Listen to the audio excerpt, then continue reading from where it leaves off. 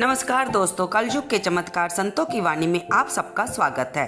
दोस्तों, इस समय हमारे चैनल पर चल रही हैं श्रीमद् भागवत महापुराण के प्रथम स्कंद के बारे में वर्णन, जिसमें हम अभी तक अध्याय 11 तक सुन चुके हैं। आज हम अध्याय 12 से शुरू करेंगे, जिसमें परीक्षित का जन्म बताया गया है। शौनक जी ने कहा, अश्वत्थामा ने जो अत्यंत तेजस्वी ब्रह्मास्त्र चलाया था, उससे उत्तरा का गर्भ नष्ट हो गया था, परंतु भगवान ने उसे पुनः जीवित कर दिया।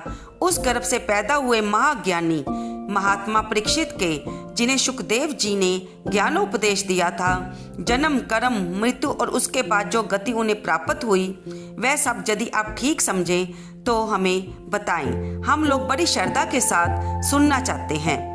तब सूत जी ने कहा, धर्मराज युधिष्ठिर अपनी प्रजा को प्रसन्न रखते हुए पिता के समान उनका पालन पोषण करने लगे।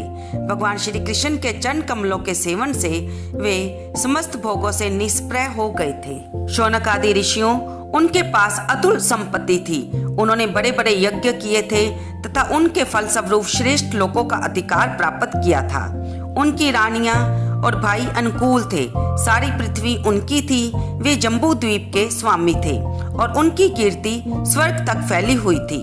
उनके पास भोग की ऐसी सामग्री थी जिसके लिए देवता लोग भी ललायत रहते थे, परंतु जैसे भूखे मनुष्य को भोजन के अतिरिक्त दूसरे पदार्थ नहीं सुहाते, वैसे ही उन्हें भगवान के सिवा दूसरी कोई वस्तु सुख नहीं देती थी।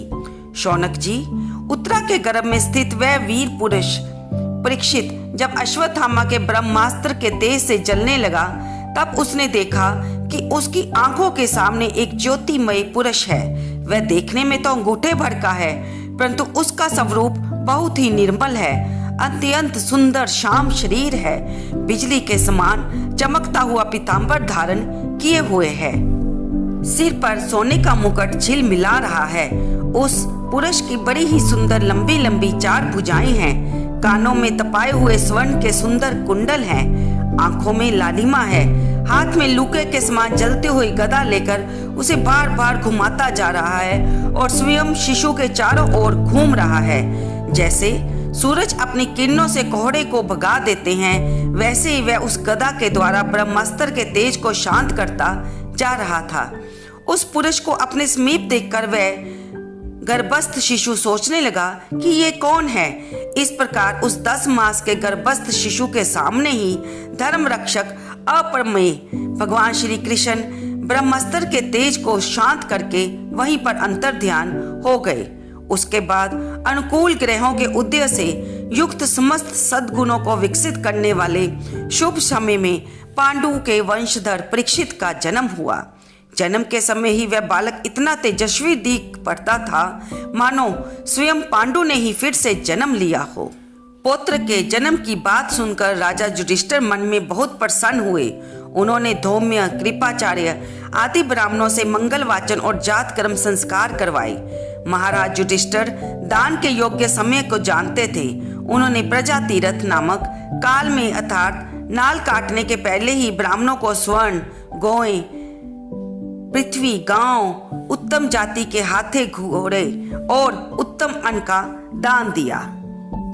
ब्राह्मणों ने संतुष्ट होकर अत्यंत विनयी युधिष्ठिर से कहा, पुरुवंश शिरोमणि, काल की दुर्निवार गति से ये पवित्र पुरुवंश मिटना ही चाहता था, परंतु तुम लोगों पर कृपा करने के लिए भगवान विष्णु ने इस बालक को देकर इसकी रक्षा की, इसलिए इसका नाम विष्णु रात होगा। निसंदेह ये बालक संसार में बड़ा यशस्वी, भगवान का परम भगत और महापुरुष होगा। युधिष्ठिर ने कहा, महात्माओं, ये बालक क्या अपने उज्जवल जन्म से हमारे वंश के पवित्र कीर्ति महात्मा राजऋषियों का अनुसरण करेगा? ब्राह्मणों ने कहा, धर्मराज, ये मनु पुत्र इक्ष्वाकु के समान अपनी प्रजा का पालन करेगा तथा दशरथ नंदन भगवान श्री राम के समान ब्राह्मण भगत और सत्य प्रतिज्ञ होगा। ये नरेश शिवी के समान दाता और शरणागत वत्सल होगा तथा याज्ञिकों में दुष्यंत के पुत्र भरत के समान अपने वंश का जश फैलाएगा। धनुर्धरों में ये सहस्रबाहु अर्जुन और अपने दादा पार्थ के समान अग्रगण्य होगा। ये अग्नि के समान दुर्धर्ष और समुंदर के समान दुस्तर होगा। यह सिंह के समान पराक्रमी, हिमाचल की तरह आश्रय दे लेने योग्य, पृथ्वी के सदृश तितिक्षु और माता पिता के समान सहनशील होगा। इसमें पिता माँ ब्रह्मा के समान समता रहेगी।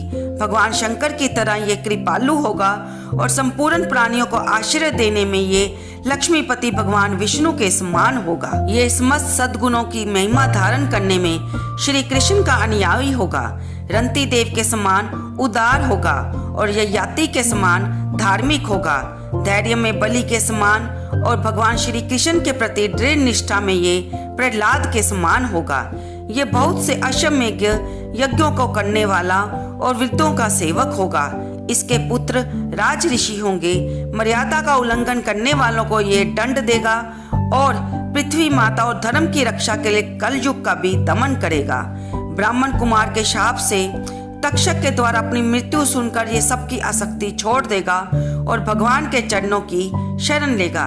राजन, व्यास नंदन सुखदेव जी से ये आत्मा के यथार्थ स्वरूप का ज्ञान प्राप्त करेगा और अंत में गंगा तट पर अपने शरीर को त्याग कर निश्चय ही अभय पद प्राप्त करेगा। ज्योतिष शास्त्र के विशेषज्ञ ब्राह्मण राजा युधिष्ठिर को इस प्रकार बालक के जन्म लगन का फल बताकर और भेंट पूजा लेकर अपने अपने घर चले गए। वहीं ये बालक संसार में परीक्षित के नाम से प्रसिद्ध हुआ, क्योंकि ये समर्थ बालक गर्भ में जिस पुरुष का दर्शन पा चुका था उसका स्मरण करता हुआ लोगों में उसी की परीक्षा करता रहता था कि देखें इनमें से कौन सा वह है। जैसे शुक्ल पक्ष में दिन प्रतिदिन चंद्रमा अपनी कलाओं से पूर्ण होता हुआ बढ़ता है, वैसे ही वह राजकुमार अपने गुरुजनों के लालन पालन से दिन ब दिन बढ़ता हुआ शीघ्र ही सियाना होता गया। इसी समय सब जनों के वध का प्रायश्चित करने के लिए राजा युधिष्ठिर ने अश्वमेध यज्ञ के द्वारा भगवान की आराधना करने का विचार किया, परंतु प्रजा से वसूल किए हुए कर और दंड के रकम की अतिरिक्त और धन ना होने के कारण वे बड़ी चिंता में पड़ गए। उनका अभिप्राय समझकर भगवान श्री कृष्ण की प्रेरणा से उनके भाई उत्तर दिशा में राजा मरुत और ब्राह्मणों द्वारा छोड़ा गया बहुत सा धन ले आए। ऐसा वर्णन आता है कि पूर्व काल में महाराज मरुत ने ऐसा यज्ञ किया था जिसमें सभी पात्र सुवर्ण के थे। यज्ञ समाप्त हो जाने पर उन्होंने वे पात्र उत्तर दिशा में फिंकवा दिए थे। उन्होंने ब्राह्मणों को भी इतना धन दिया कि अगर वे उसे ना ले जा सके तो वे उसे उत्तर दिशा में ही छोड़कर चले आए। परित्यक्त धन पर राजा का अधिकार होता है, इसलिए उस धन को मंगवाकर भगवान ने युधिष्ठिर का यज्ञ करवाया। उससे यज्ञ की सामग्री एकत्रित करके धर्मभीरू महाराज युधिष्ठिर ने 3 अश्वमेध यज्ञों के द्वारा भगवान की पूजा की।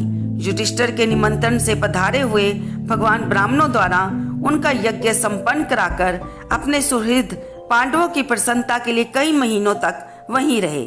शौनक जी इसके बाद भाइयों सहित राजा युधिष्ठिर और द्रौपदी से अनुमति लेकर अर्जुन के साथ यदुवंशियों से घिरे हुए भगवान श्री कृष्ण ने द्वारका के लिए प्रस्थान किया। तो दोस्तों, यहाँ पर हमारा श्रीमद् भागवत महापुराण प्रथम स्कंद का अध्याय 12 समाप्त होता है। हम कल की वीडियो में अध्याय 13 से शुरू करेंगे। आप इस वीडियो को लाइक करें, शेयर करें और इसमें कमेंट बॉक्स में भगवान श्री कृष्ण की जयकारा लगाना ना भूलें। धन्यवाद दोस्तों।